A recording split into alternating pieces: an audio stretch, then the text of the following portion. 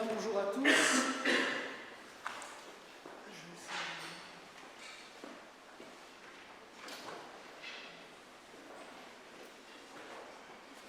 Ma présentation consiste à vous donner un exemple d'utilisation de Moodle, en l'occurrence de la plateforme eCampus, à l'ESA d'Angers, dans le cadre de l'auto-apprentissage et de l'examen en ligne. L'originalité étant que ça a été appliqué sur une promo d'étudiants ingénieurs qui sont en fait présents en permanence à l'ESA d'Angers. Donc toute l'originalité a été d'utiliser eCampus en remplacement de cours magistraux de manière à rendre plus et par là même la difficulté a été de gérer le fait que les étudiants étaient présents dans l'école et non pas à distance. Alors, juste pour recentrer un peu, pour présenter un peu l'histoire de cette construction de cours, le groupe ESA en fait a deux grandes spécialités, on va dire, de l'enseignement en présentiel et de l'enseignement à distance. Dans le cas de l'enseignement à distance, je pense que vous avez dû avoir déjà des présentations là-dessus. La plateforme eCampus est fortement utilisée, alors que dans l'enseignement en présentiel, on a plusieurs types d'enseignement, en particulier l'enseignement de l'école d'ingénieurs qui représente 7 à 800 étudiants en tout, et des promos de 120 à 150 étudiants, et pour lequel, en fait, cet enseignement présentiel, on n'a quasiment pas d'utilisation de cette plateforme eCampus. Et en 2005, eh bien, on a eu la mise en place d'un programme qu'on appelle ESA 2010 qui visait à réformer l'enseignement de l'école d'ingénieurs. Et donc il a été proposé d'utiliser, dans le cadre de la création de nouveaux modules d'enseignement, la plateforme eCampus. C'est l'objet de cette présentation. Donc c'est ce que j'ai développé moi-même. Et donc je vais vous présenter deux exemples. Un exemple qui est de l'auto-apprentissage d'un cours de biologie animale. La difficulté étant que la biologie animale est normalement enseignée en cours magistral. Et donc là, on a utilisé eCampus pour que les étudiants travaillent sur du poly et qu'ils voient le moins possible l'enseignant. Et ensuite, le deuxième exemple, c'est l'utilisation du campus pour la validation de connaissances sous la forme d'un examen en salle informatique. Donc en fait, la présentation sera répartie sur les deux exemples, avec pour chacun des exemples le plan suivant: objectif recherché, mise en œuvre et retour d'expérience. Alors pour l'auto-apprentissage, nous visions 4 objectifs. Le premier, c'était donc de diminuer la part de face-à-face en cours magistral, d'augmenter la part d'auto-formation des étudiants, et d'augmenter également la part de travail en petits groupes étudiants-enseignants sous la forme de TP, sans pour autant augmenter la charge globale de travail pour l'enseignant et pour les étudiants. Le deuxième objectif, c'était de permettre aux étudiants de se préparer aux examens d'évaluation en mettant en place sur eCampus des tests d'auto-évaluation. Le troisième objectif, c'était de permettre aux étudiants d'élargir leurs connaissances au-delà des champs détaillés dans les documents de cours, c'est-à-dire qu'on leur met à disposition des ressources supplémentaires qu'ils peuvent utiliser s'ils le souhaitent. Et ensuite, c'est de rendre plus participatif la construction de l'enseignement, c'est-à-dire qu'on laisse aux étudiants la possibilité d'enrichir la plateforme eCampus. En termes de résultats ou de mise en œuvre, voilà une modification que ça a induit pour l'enseignant et pour les étudiants.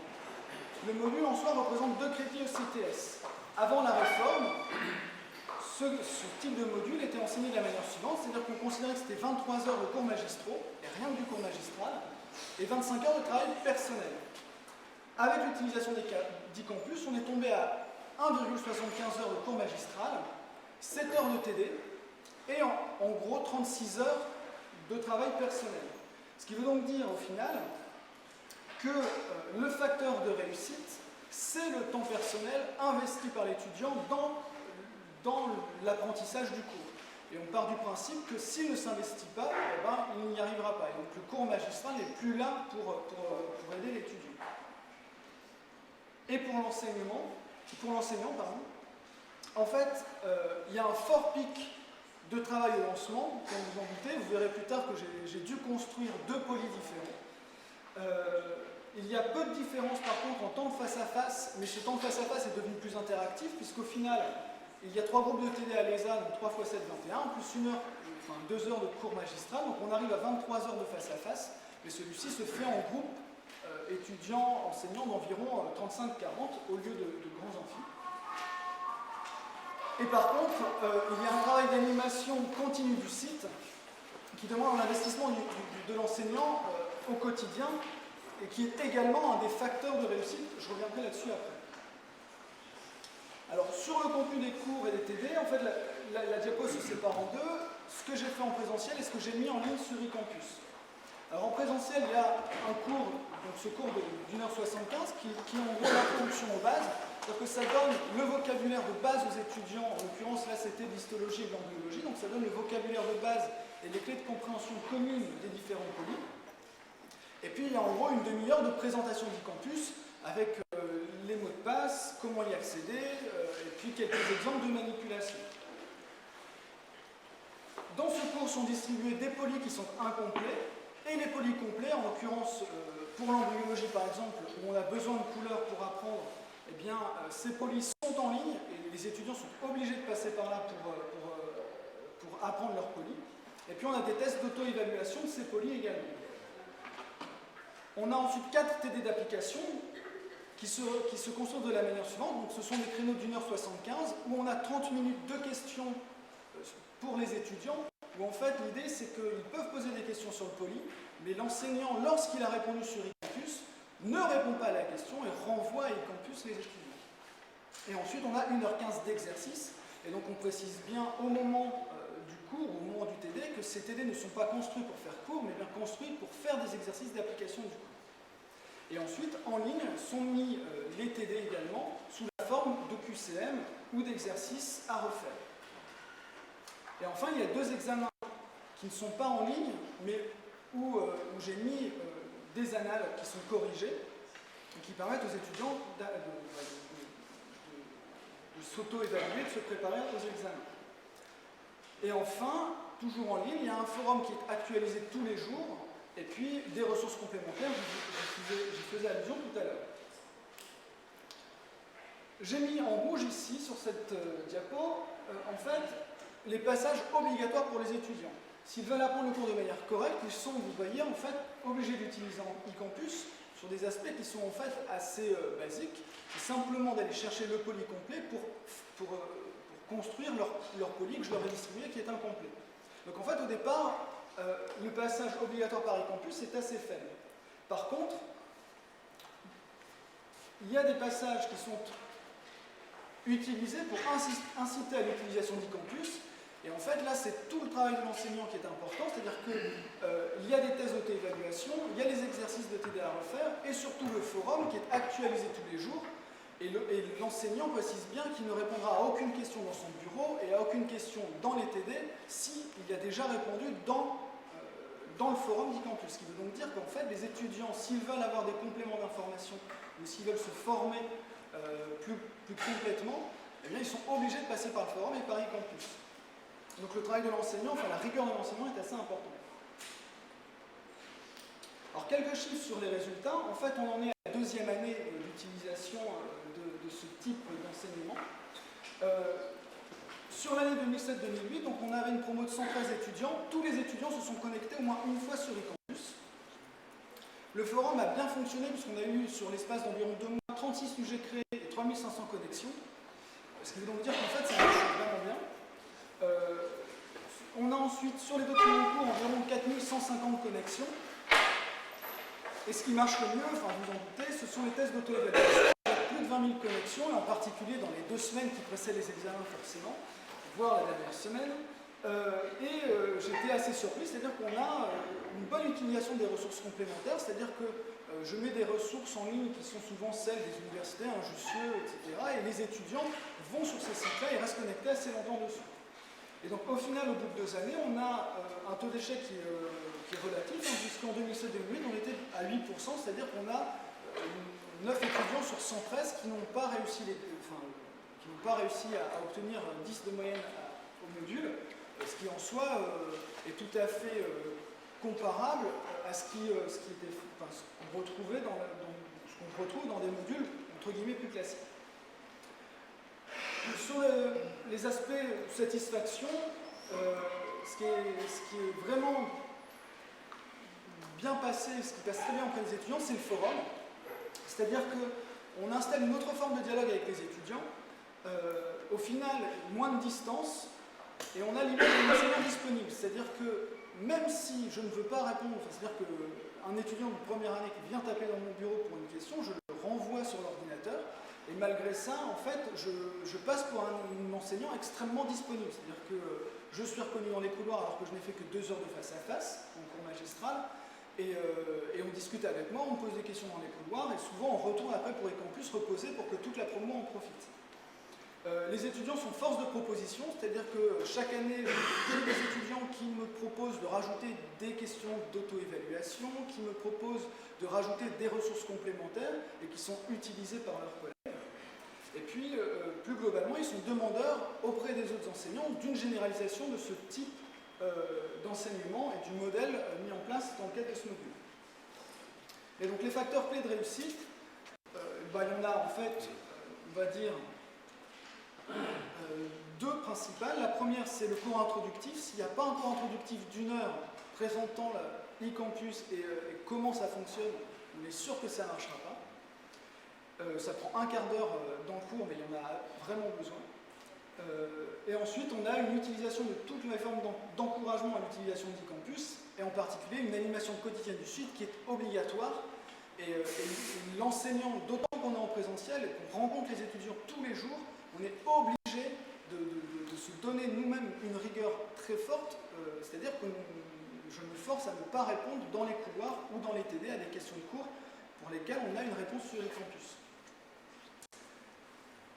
Concernant maintenant la deuxième partie, donc la partie examen en ligne, c'est-à-dire que sur le premier module, en fait, on pourrait très bien faire des examens en ligne, mais pour des raisons d'occupation de salle, à les danger, on est incapable de le faire. Donc on le met en place sur un autre module. Alors ce module en fait est déjà très interactif. C'est un module de préparation des étudiants à leur stage de première année, ce qui fait qu'on passe pas mal de temps sur le terrain, pas mal de temps en TD, pas mal de temps en TP, et en fait très peu de temps en cours magistral. Ce qui fait que l'utilisation d'e-campus dans ce cas-là n'a pas vraiment d'intérêt. Par contre, l'examen est un simple test de validation de connaissances de vocabulaire agricole, ce qui fait que comme on fait déjà des QCM sur papier, on s'est dit qu'il était extrêmement intéressant de le tenter sur e-campus de manière à éviter le temps de correction des QCM. Ce qui fait qu'on a placé l'examen après le travail fait sur le premier module, c'est-à-dire que dans le temps, les étudiants connaissent très bien e-campus et l'examen ne pose pas de problème. Et la seule chose qu'on fait, c'est donner des documents de cours aux étudiants, les documents de cours qu'ils ont en amphi au préalable. Et donc ce qui fait que le seul objectif, c'est la révision et l'examen de validation. Donc le sous-objectif qu'on se fixe par rapport à ça, par contre, qui est important pour la suite, c'est pour ça que je l'ai mis dans cette diapo, c'est qu'en fait on se fixe pour objectif 122 étudiants et un seul sujet d'examen. Vous allez voir que ça impose pas mal de contraintes derrière en termes d'organisation dans le cadre de l'expérience que j'ai moi à l'ESA d'Angers. Alors toujours ici, voilà ce qui a été fait en présentiel et en ligne. Donc on a eu des cours des TP et des TD, c'est ce que je précise, c'est ce que je disais tout à l'heure, on a aussi des visites sur le terrain, et la seule chose qu'on fait qu'on met en ligne, ce sont les polycours, et rien de plus. Un peu de ressources complémentaires, mais c'est tout. Ensuite, on a un seul examen qui se fait en ligne, et on met les annales corrigées des examens précédents, en ligne également, avec correction. Ensuite, on a le forum qui est actualisé tous les jours, mais où là, le travail de l'enseignant est très léger, puisqu'en fait, il n'y a, pour ainsi dire, aucune question. Et puis, il y a quelques ressources complémentaires. Le passage obligatoire pour les étudiants, c'est l'examen, et uniquement l'examen. C'est-à-dire qu'en gros, s'ils le souhaitent, ils n'utiliseront e-campus que pendant la session d'examen d'1 heure et demie. Et puis, pour inciter à l'utilisation, on a les annales corrigées, les polis du cours, et puis le forum. Mais je vous le disais, en fait, l'objectif n'étant pas de faire en sorte que les étudiants l'utilisent, il est en fait très peu utilisé, à part dans la semaine qui précède l'examen. Alors, tout le travail, c'est le passage de l'examen, et donc, en fait, c'est là-dessus que je vais axer le reste de la présentation. En termes d'organisation et de mise en œuvre de l'examen en ligne, en amont, en fait, il y a un gros travail de l'enseignant modérateur, en l'occurrence moi dans le cas de ces modules-là. C'est-à-dire que le campus, comme je le disais, à l'école d'ingénieur n'est pas utilisé, ce qui fait que les enseignants ne le connaissent pas. Et dans les modules d'enseignement à les allonger, on est souvent 4 à 5 enseignants à intervenir. Donc la première chose, c'est de travailler en groupe avec tous les enseignants et le modérateur qui centralise ensuite toutes les questions pour construire le sujet d'examen sur les campus. C'est assez... Il y a l'inconvénient, c'est qu'en gros, on est obligé de faire des petites réunions, de se concerter avec les enseignants. Mais l'autre avantage, c'est que dans le cadre de ce module-là, ça permet d'avoir une vision d'ensemble sur le module, ce qui n'est pas toujours le cas dans le cadre des autres modules où chaque enseignant fait son petit sujet sur une feuille papier qui est distribuée et où l'enseignant qui en fait, pilote le module n'a aucune vision sur la cohérence d'ensemble des enseignants dispensés. Alors en amont, ce qu'on fait, c'est qu'on fait une impression du sujet papier et on réserve une salle d'examen en cas de plantage des logiciels ou d'e-campus ou des ordinateurs pendant la session d'examen. On prévient le service informatique pour qu'il n'y ait aucune maintenance sur le réseau fait de ce jour-là. Et puis, je passe en amphi la semaine qui précède l'examen pour expliquer aux étudiants comment ça va se dérouler, de manière à ce qu'ils ne soient pas surpris. Et surtout, en fait, je leur dis à ce moment-là que je mets en ligne des annales, et je leur dis également que si ils ne se connectent pas pour vérifier qu'ils comprennent le campus, etc., et que s'ils perdent du temps à cause de ça lors de l'examen, le temps perdu est à leur charge, et ils ne pourront pas venir négocier des repassages, des rattrapages d'examen à cause de ça. Le jour de l'examen, je suis présent pendant l'examen de manière à pallier à tout problème, toute question posée par les étudiants sur l'utilisation du campus, parce que les surveillants en fait, sont des personnes extérieures à l'ESA qui ne connaissent absolument pas l'examen. Et puis la personne responsable du campus est également non pas présente, mais en tout cas joignable pendant la session d'examen. Alors, la façon dont ça s'organise, c'est la suivante. En fait, on organise en 2 sessions d'examen, puisque à l'ESA est doté de 3 salles informatiques où il y a en fait 66 postes. Ce qui fait qu'on a coupé la promo en 2 groupes de 61 étudiants, et on a une première session, on fait passer 61 étudiants avec pour obligation à ces étudiants-là de rester dans la salle jusqu'à la fin de la session, de manière justement à ce qu'ils ne sortent pas avant pour aller donner des réponses aux étudiants, étant donné qu'on est resté sur le même sujet d'examen. La deuxième session a lieu juste après, c'est-à-dire qu'on laisse uniquement 10 minutes, 10 minutes pour faire le changement de groupe, et l'enseignant modérateur est présent dans le couloir pour éviter justement les discussions intempestives entre étudiants. Normalement, en 10 minutes, on n'a pas trop le temps d'avoir des discussions, parce que souvent, ils ne donnent pas forcément les bonnes réponses. Et puis ensuite, donc on utilise le même sujet, et de manière assez logique, on a un accès par mot de passe, et on met un ordre aléatoire des questions et des réponses, avec une question par page, et puis les blocs de cours, de chat et de messagerie sont masqués pendant toute la durée de l'examen. Ça, c'est assez logique. Alors, le retour d'expérience qu'on en fait est le suivant. En 2006-2007, l'utilisation a été uniquement faite avant l'examen. J'ai plus les chiffres, donc ce qui fait que je ne peux pas trop vous donner l'info là-dessus. Et le taux d'échec à l'examen a été en fait d'un étudiant sur 122. En 2007-2008, donc l'examen c'est lundi prochain. Avant la mise en ligne des annales qui a eu lieu la semaine dernière, on avait 8 à 10 connexions par jour, donc je vous disais en fait relativement peu. Par contre, depuis la mise en ligne, là je suis passé très rapidement à l'ESA avant de venir ce matin, on a en gros plus de 350 connexions par jour maintenant, ce qui fait que ça commence à monter en puissance pour réviser l'examen. Les éléments de satisfaction. Enseignants comme étudiants sont extrêmement satisfaits de l'aspect absence de correction et de délais très brefs dans les notes obtenues. C'est-à-dire qu'en gros, les étudiants terminent l'examen à 17h, à 18h, ils ont les notes sur le tableau d'affichage. Même si, par contre, après, pour l'enseignant, on a un temps de préparation qui est peut-être un peu plus long, mais qui est largement gagné par la suite. Le fait d'être présent pendant l'examen ne pose absolument pas de problème, parce que de toute façon, dans les règles, normalement, à l'ESA, les enseignants sont censés être au moins disponibles pendant la période de l'examen. Par contre, on a des freins techniques qui restent relativement nombreux, qui peuvent être source de stress pour les enseignants. Alors, en l'occurrence, je je commence à maîtriser un peu eCampus, mais je peux vous assurer que les autres collègues qui ne connaissent absolument pas ont ça peut éventuellement planter et que dans ce cas-là, il faut gérer 120 étudiants d'un seul coup, les remonter dans une salle, leur distribuer des documents et faire passer un QCM au dernier moment papier. Donc ce qui fait qu'il y a une panique pas mal là-dessus. Et puis il y a une panique également des autres enseignants sur la partie fraude, même si on cache pas mal de blocs, de chat, etc. Les étudiants sont les uns à côté des autres et peuvent en fait discuter relativement facilement. Mais en fait, comme c'est assez rapide, ils n'ont pas trop le temps. Ensuite, on a également une source de stress pour les étudiants. En l'occurrence, l'an dernier, les étudiants étaient très satisfaits, mais ont noté un seul aspect qui les a vraiment bloqués.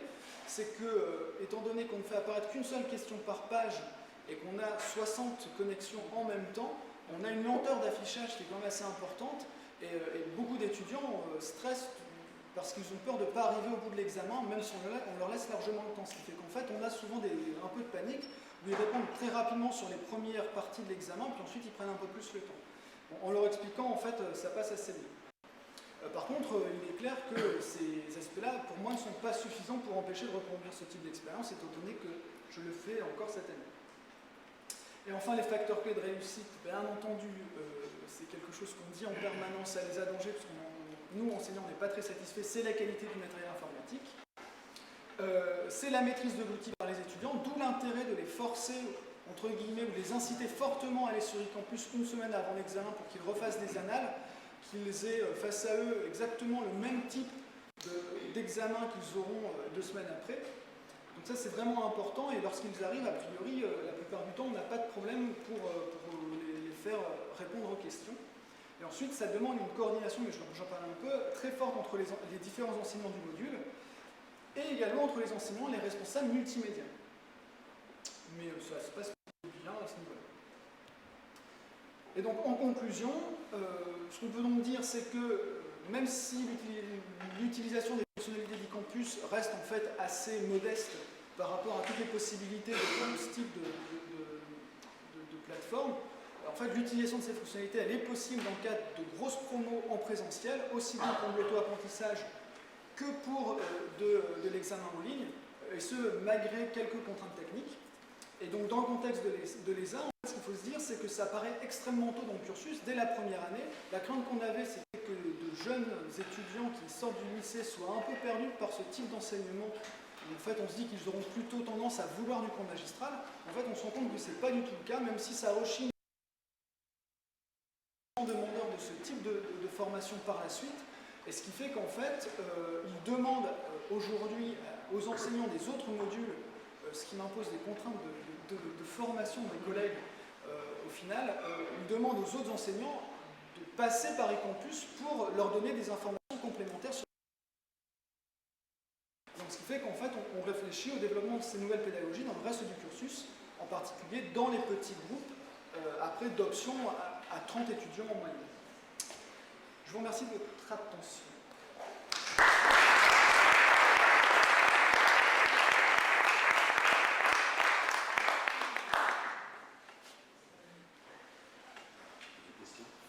Oui.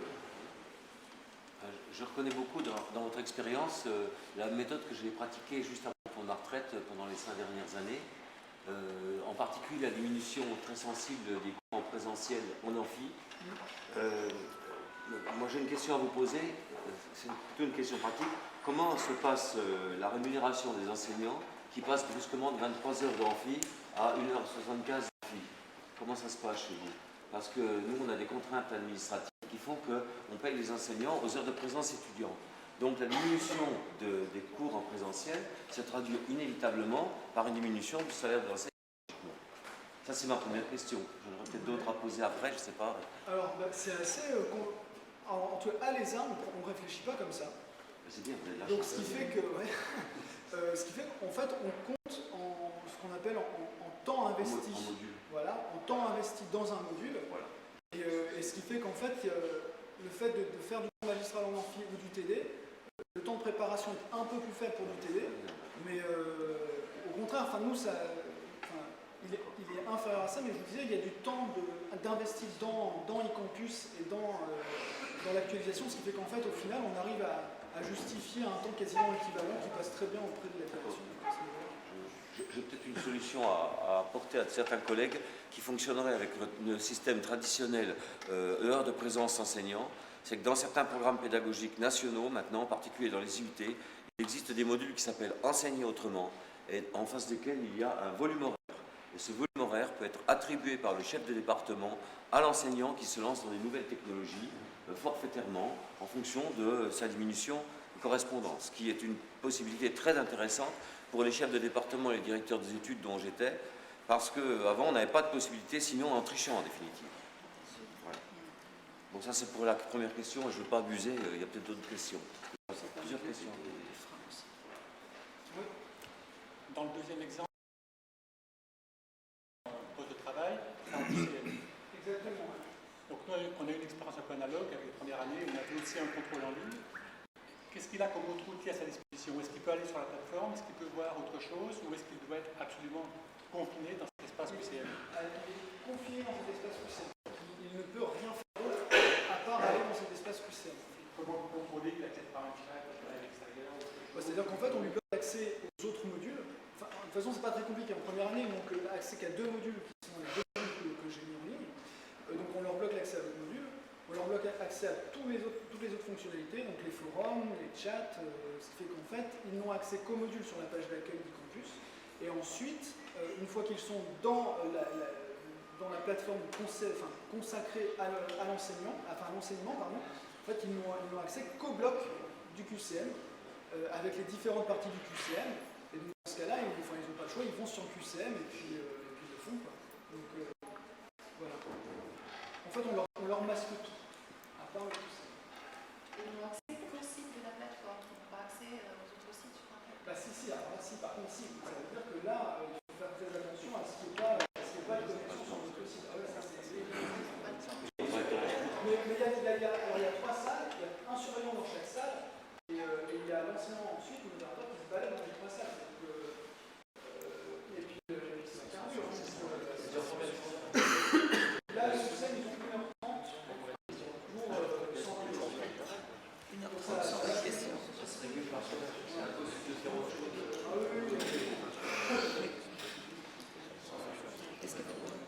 Une question d'ordre légal sur des examens. Nous, on est contraint à un archivage de nos examens et les 2 ou 3 fois, on a essayé de pousser à notre direction d'accepter qu'on utilise avec nos élèves qui font depuis 2 ans, qui utilisent Moodle, qu'on utilise ça. On nous a dit ah non, à la fin il faut toujours du papier et il faut toujours pouvoir le mettre dans des enveloppes. Donc au niveau légal, on prend un risque.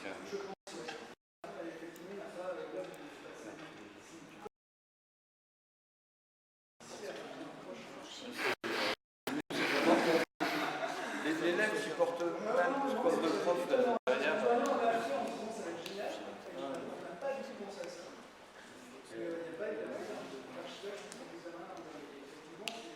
Sinon, ça veut dire imprimer tous les résultats de tous les élèves, les faire signer par les élèves et les imprimer en papier. Enfin, c'est... Non,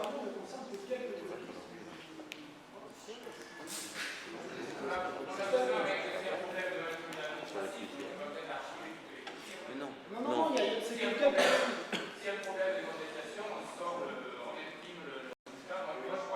Quand on sauvegarde le cours, on sauvegarde tout. Si on sauvegarde les données des utilisateurs, on a les réponses. Non, mais il faut qu'on mette en place une procédure là-dessus. Quelques éléments de réponse. Ici, avec le vétérinaire, on fait aussi des examens. On utilise pas Moodle, on utilise Perception chez Question Mark. Mais on a posé la question à notre tutelle et il n'y a pas de problème.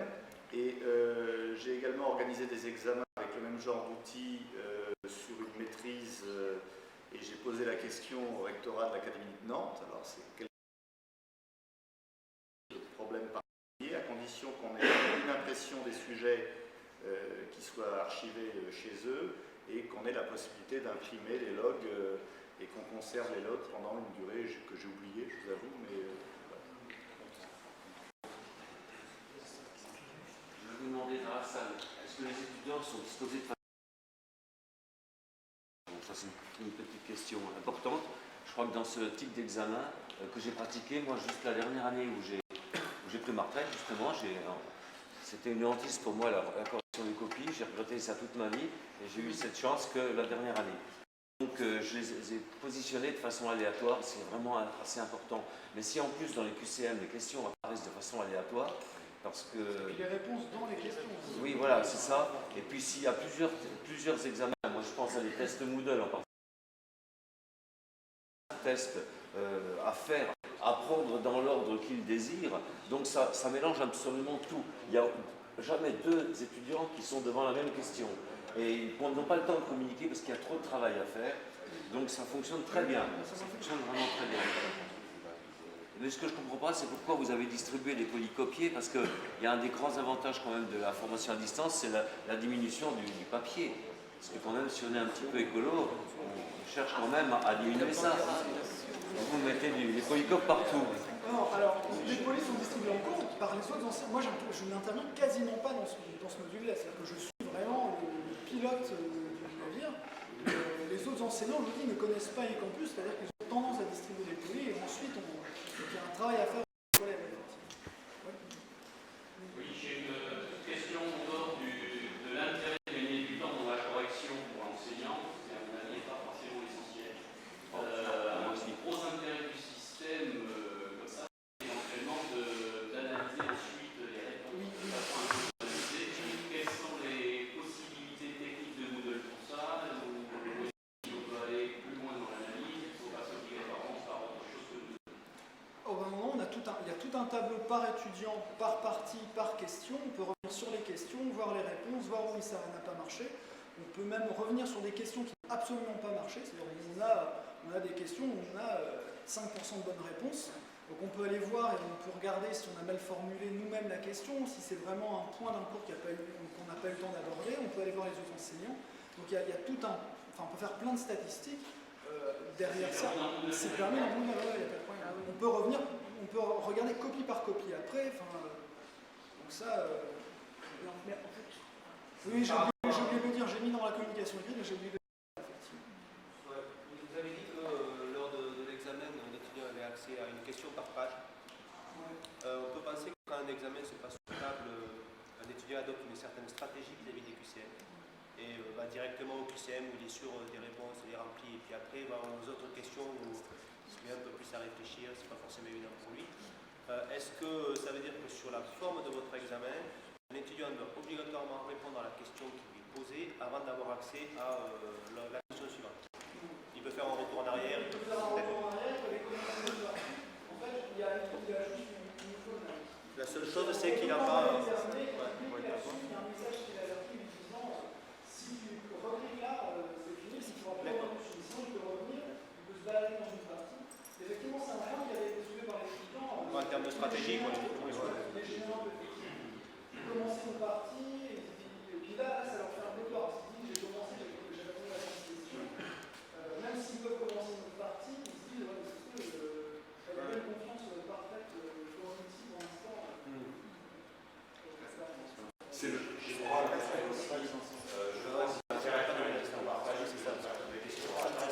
Si par une adresse de l'étudiant il ferme son navigateur et qu'il n'a pas validé sa page, il validerait aucune question. Tandis que là, page par page, toutes les questions auxquelles il aurait répondu avant auraient été enregistrées dans Moodle et en se connectant, il pourrait continuer son test et conserver les questions auxquelles il a déjà répondu en fait. Il y a aussi cet intérêt-là de faire une question par page plutôt que toutes les questions dans une page. Là, on parle du moteur de quiz de Moodle, d'accord? Oui. Et c'est quel type de... Donc c'est du quiz. Ah oui, c'est du quiz, oui. C'est du vrai faux et du QCM. Enfin, c'est vraiment de la validation de connaissances, on leur en demande pas plus. On peut mettre des... En gros, on leur demande de connaître une page en Python. Moi, je fais que les tests de côté tous, que j'intègre dans Moodle. Par rapport à cette question, justement, est-ce que vous avez réfléchi à l'utilisation d'autres modules? Par exemple, le module de leçon qui permet d'importer une base de quiz et après de disposer avec un temps limité sur l'ensemble, de disposer en branchement, par exemple, justement, plus une partie sur l'introduction, plus une partie où l'élève pourrait se balader dans l'ensemble des questions de ce type parce que je connais ça. Au fur et à mesure, il a tout le temps la possibilité de retourner, parce qu'il y a une arborescence sur le côté, aux questions directement. Ça vous montre lesquelles il a répondu, celles qu'il n'a pas répondu. Donc, en fait, moi j'ai essayé de faire ça sur une classe. J'ai passé le premier groupe, 30 élèves, et puis après j'ai arrêté parce qu'on avait des problèmes techniques propres à notre infrastructure. Mais je pense qu'il y a plus de préparation technique là-dessus. Mais pour l'élève, la qualité dans son comportement face à l'ordinateur est quand même plus agréable parce qu'il a justement une vue d'ensemble plus importante. Mais on a beaucoup moins d'outils d'analyse des éléments et des réponses que si vraiment je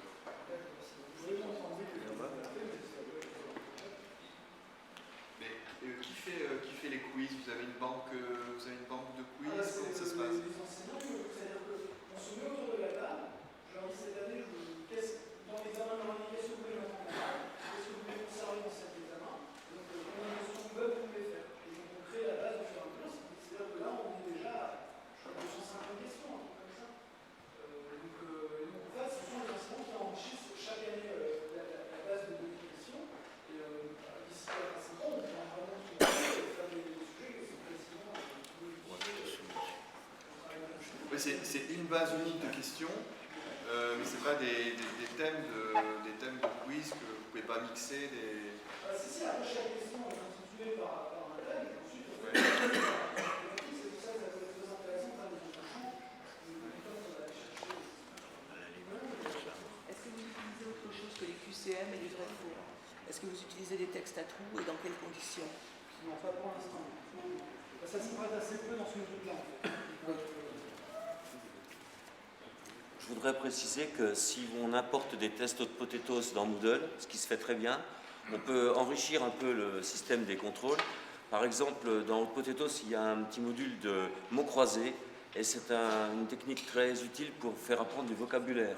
Alors, soit dans un sens, soit dans l'autre. Soit vous donnez un mot et il faut trouver la définition qui correspond, soit vous donnez la définition et il faut trouver le mot. Et les étudiants ont l'impression de s'amuser à réaliser des mots croisés et en réalité, ils apprennent du vocabulaire. C'est surtout utile dans un domaine, vous êtes dans un domaine technique par exemple, et vous avez un vocabulaire technique à faire intégrer. Bon, dans le cas des textes à trous, dans Hot Potatoes, je ne sais pas très bien comment ça se passe dans Moodle, dans les tests Moodle, parce que je ne les ai pas beaucoup utilisés, mais dans les tests Hot Potatoes, vous pouvez parfaitement placer un texte à trous associé à des images ou à des éléments d'aide. Ce qui fait qu'en fait, vous pouvez par exemple donner des réponses d'un côté et faire correspondre les bonnes réponses dans les bons emplacements. Ça, c'est une possibilité. Vous avez également des tests d'appariement, c'est-à-dire que vous pouvez placer un certain nombre d'images et un certain nombre de textes et faire correspondre les images qui sont correctes par rapport au texte correct. Ça, c'est dans Hot Potatoes. C'est dans tout ce que je dis, c'est Hot Potatoes, parce que moi je vais utiliser à 80% Hot Potatoes, si vous voulez. Parce que je ne sais pas si Moodle, on peut utiliser des visuels. Si dans les Si, on peut. On peut faire des appariements avec des visuels. Il y a quand même beaucoup de possibilités quand on va assez loin, ça c'est très intéressant. De mon point de vue, la seule limite des outils qui sont intégrés à Moodle ou de Potatoes pour une évaluation sommative, c'est la difficulté dans l'analyse des réponses produites par l'étudiant d'évaluer des objectifs de haut niveau, d'évaluer du raisonnement. Là, à mon avis, il faut passer à d'autres outils comme Perception que j'ai évoqué tout à l'heure, qui permet vraiment de le faire, même avec des QCM, contrairement à ce que pensent la plupart des enseignants. On peut vraiment le faire. Mais avec Moodle, c'est un petit peu difficile. Mais pour évaluer de la connaissance ou même de l'application, ça marche très très bien et on peut faire beaucoup de choses avec. Vous pouvez préciser la différence entre les deux, stimulant perception? Ça serait un petit peu long, puis on est déjà en retard, mais un exemple très simple. Vous prenez une question à 5 éléments de réponse ou 6 éléments de réponse, et vous voulez évaluer l'aptitude de l'étudiant face à une situation problème à sélectionner 3 de ces réponses que vous considérez comme cohérentes, ou éventuellement 3 autres, parce que finalement, il n'y a pas, par exemple dans les sciences de l'ingénieur ou pour des vétérinaires, il n'y a pas une vérité. Il y a plusieurs façons d'aborder un problème. Par contre, elles doivent être cohérentes, et par exemple, de cocher 1, 3 et 4, c'est une bonne réponse. De cocher 4, 5 et 6, c'est une bonne réponse, mais d'avoir coché 1, 3 et 6, ça prouve qu'il n'a rien compris, il prend la mauvaise décision.